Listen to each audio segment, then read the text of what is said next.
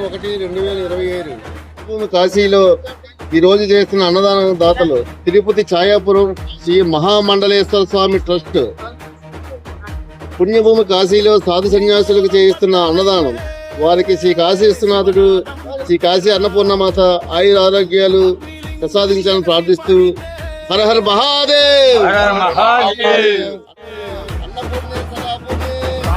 కాదు ఇవి శక్తుల సమ్మేళనం, చరిత్ర చూడని మహత్వ నిర్మాణం. ఏడు లోకాలు ఒక్క చోట చేరిన వేళ,